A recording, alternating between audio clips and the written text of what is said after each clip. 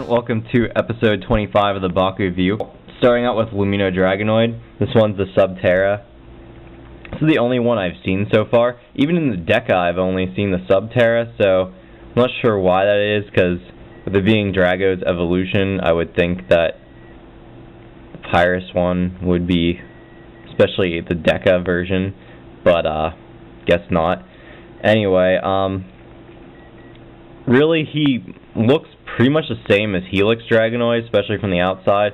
It's just that his feet and his horns, like, it's all longer, so it just kind of looks like he has longer claws and horns. So why don't we open him up, and then as far as manual parts, we have his feet and then the horns. Guess maybe I should do the one here first. So obviously he's got that whole like metallic look, their chrome kind of thing going on, just like how Phosphos did.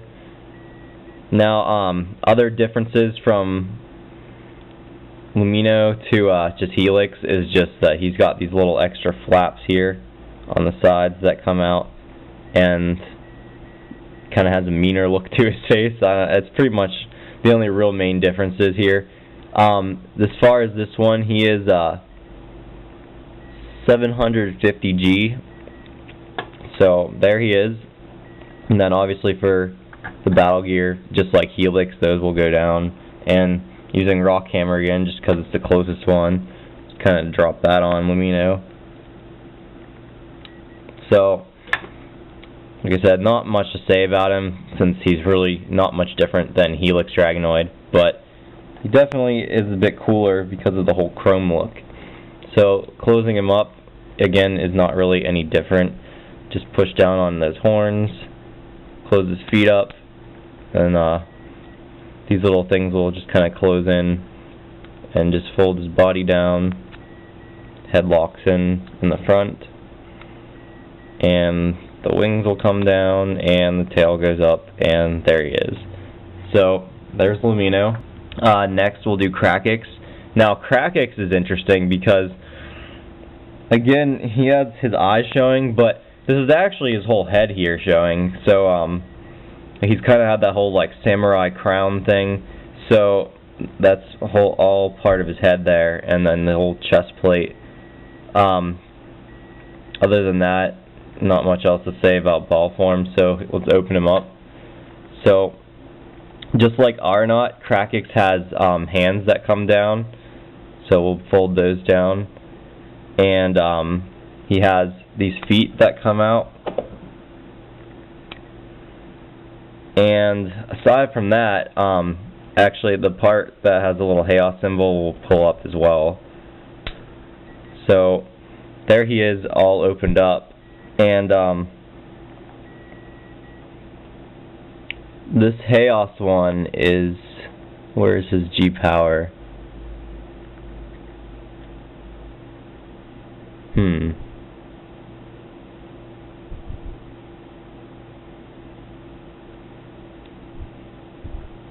I know I've seen it before. There it is, 750G right here.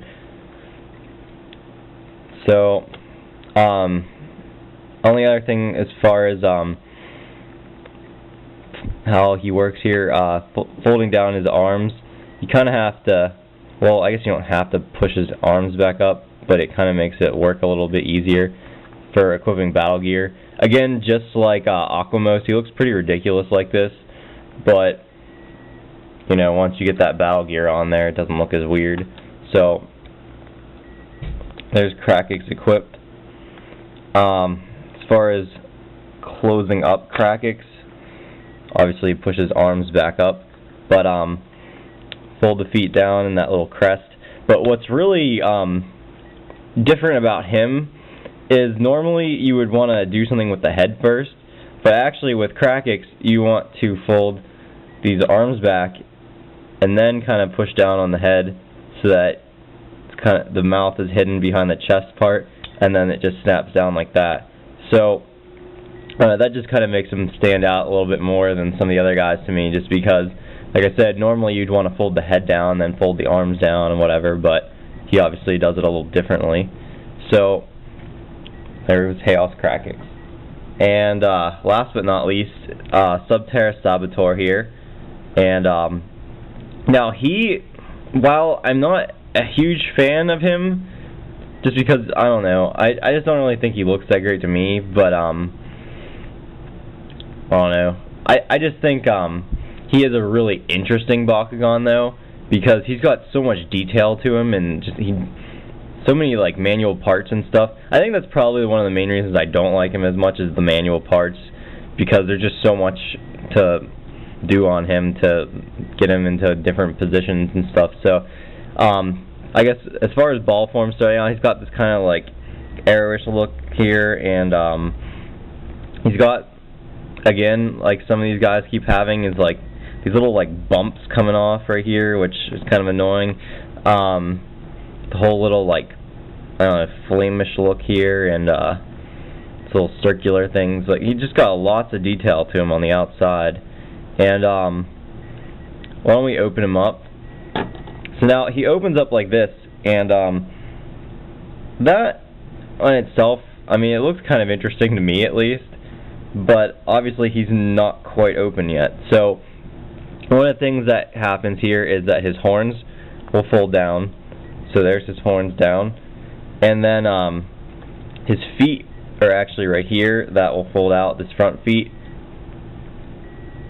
So there's his front feet out, and then in the back here is actually his lower half of his body that will fold down, and he's got more feet that come out on each side, and there's a tail at the bottom also that folds out. So